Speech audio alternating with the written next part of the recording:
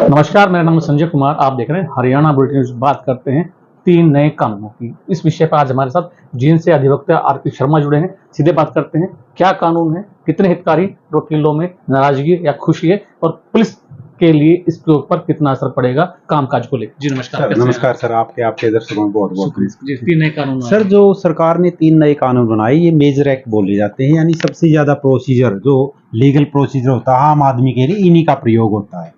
लेकिन जैसा कि आप लोगों को पता है कि नए कानून आए हैं, लेकिन लीगली देखा जाए तो हमारे अनुसार इनमें नया कुछ ज्यादा नहीं है। 10 या 12% से ज्यादा कुछ अमेंडमेंट नहीं हुआ है। जितने भी पुराने सेक्शन थे, जैसे 302 था, अब 302 का 103 है। डेफिनेशन सेम है, पुनिशमेंट सेम है, सभी कुछ सेम है। बस काफी कुछ सब सेक्शन थे जिसको मेन सेक्शन का रूप दे दिया गया। आईपीसी में तो खासकर यही अमेंडमेंट है। कोई ज्यादा, जैसे सेक्सुअल हरासमेंट को एक नया सेक्शन का रूप दे दिया गया जो 354 का पार्ट था। इसी प्रकार नए लॉ स्टूडेंट को और हमारे को एक नया काम दे दिया गया है। जो हमने 15-20 साल में कुछ याद किया था, वो दोबारा से याद करना पड़ेगा। नए बच्चों को कंपटीशन की तैयारी में बड़ी मुश्किल आएगा, और खासकर पुलिस के लिए बहुत ही मुश्किल होंगे ये नए तीनों कानून, क्योंकि जो पुलिस का इंफ्रास्ट्रक्चर है वो इतना मजबूत नहीं है कि वो साइंटिफिक मैनेजमेंट और टाइम बाउंड समय के अंदर वो कर पाए।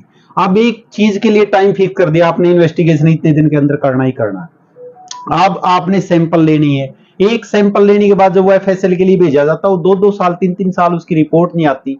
अब आईओ बेचारा क्या करेगा? एक 10वीं +2 पास पुलिस ऑफिशियल के लिए बड़ी मुश्किल होगी इन एक्ट के अनुसार प्रोसीजर को एडॉप्ट करके चालान टू कोर्ट करना और इन्वेस्टिगेशन को कंप्लीट करना। संगठित अपराध और आतंकवाद के लिए क्या बदलाव?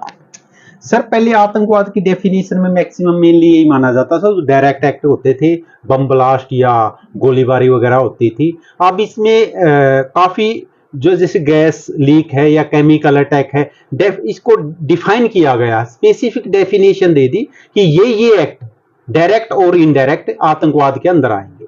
महिलाओं के लिए भी इसमें कुछ ज्यादा नहीं है, क्योंकि पोक्सो आने के बाद protection of women from domestic violence, काफी सारे अच्छे कानून थे महिलाओं के लिए, तो इसमें कुछ नया नहीं आया महिलाओं। वकीलों में किस तरीके की नाराजगी है? सर, वकील काफी नाराज है, क्योंकि एक वकील जो 50 साल की प्रैक्टिस का या 40 साल की प्रैक्टिस का, उसने पूरी लाइफ, तीनों मेजर एक्ट हैं, जुडिशरी पे और जजमेंट पे सबसे ज्यादा इनका इफेक्ट होता है, और जो प्रोसीजर इन्हीं के अनुसार चलता है, क्रिमिनल प्रोसीजर खासकर, वो पूरा प्रोसीजर अब एक एडवोकेट को नए सिरे से याद करना पड़ेगा। और जुडिशरी के ऊपर टाइम बाउंड किया आपने, इतने दिन के अंदर जजमेंट देना है, उसके ऊपर भी काफी बर्डन होगा, क्योंकि पहले ही ओवर बर्डन है जुडिशरी।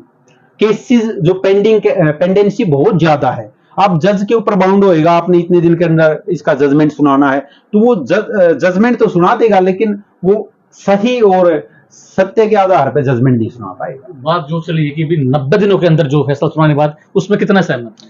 सर, एक्चुअली में वो अब भी यही है कि अगर आपने आर्ग्यूमेंट कंप्लीट कर दी तो आपको जजमेंट सुनाना होता है। लेकिन यहां क्या होता है कि जो जजमेंट के अंदर ये दिखाया जाता है कि हमने आर्ग्यूमेंट कंप्लीट हो चुकी है, और वहां आर्ग्यूमेंट पे ही केस लगा रहता है, और जैसे ही आर्ग्यूमेंट जजमेंट में आती है, वह आर्ग्यूमेंट कंप्लीट, तो 1 वीक के अंदर ही जजमेंट सुना दिया जाता है। संगठन है वकीलों का देश भर का, उसमें कोई आपत्ति? जी, हमारी स्टेट बार काउंसिल है, पंजाब हरियाणा बार काउंसिल, हमने वहां भी अपने ऑब्जेक्शन वहां लिखवाए हैं। वो भी उन्होंने भी PIL फाइल किया है। काफी सारे एडवोकेट्स हैं जिसके अंदर रोष है कि अब नए सिरे से सब कुछ याद कैसे किया जाएगा, जबकि इसी काम को सरकार चाहती तो अमेंडमेंट के थ्रू कर सकती थी। जैसे 100 सेक्शन है, उसके अंदर 5 या 4 और जुड़ जाते, जो टोटल सेक्शन 511 उससे कुछ कम हुए, वो डिलीट हो जाते, कुछ नया ऐड हो जाता, इजीली काम चल सकता था। अब सभी 302 को 103 बना दिया।